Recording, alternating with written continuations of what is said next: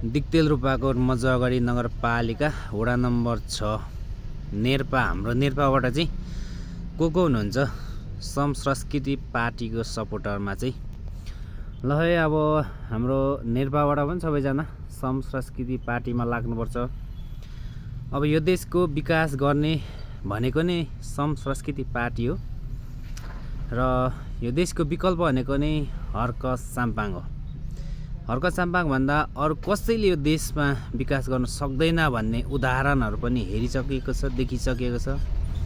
आज 30-40 वर्षसम्म यो दलीय व्यवस्थाले ध्वस्त बनाएको नेपाललाई, ध्वस्त बनाएको हाम्रो देशलाई अब सम्हाल्ने र विकासको टर्न लिने भनेको नै हर्क साम्पाङ रेभोल्युसन टिमले हो, सम संस्कृति पार्टीले मात्रै हो।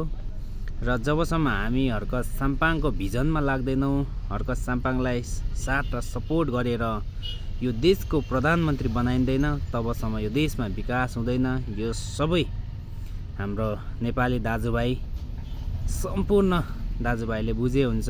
त्यसैले अब हामीले यो पालि चाहिँ हर्क साम्पाङलाई साथ र सपोर्ट गरेर यो देशको प्रधानमन्त्री बनाउनुपर्छ।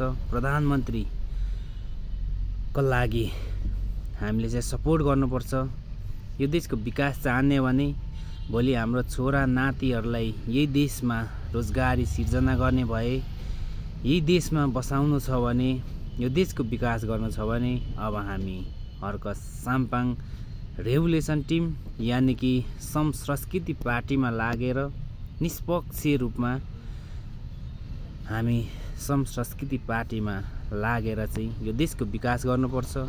यो देशलाई समृद्धिमा बदल्नुपर्छ।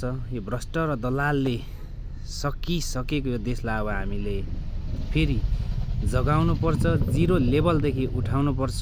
सबैजना हामी पोजिटिभ बन्नुपर्छ। र हाम्रो नेर्पाबाट कति हुनुहुन्छ सम संस्कृति पार्टीको सपोर्टरमा र सम संस्कृति पार्टीमा लाग्ने योजनामा को हुनुहुन्छ यहाँहरू कन्ट्र्याक्टमा आउनु होला।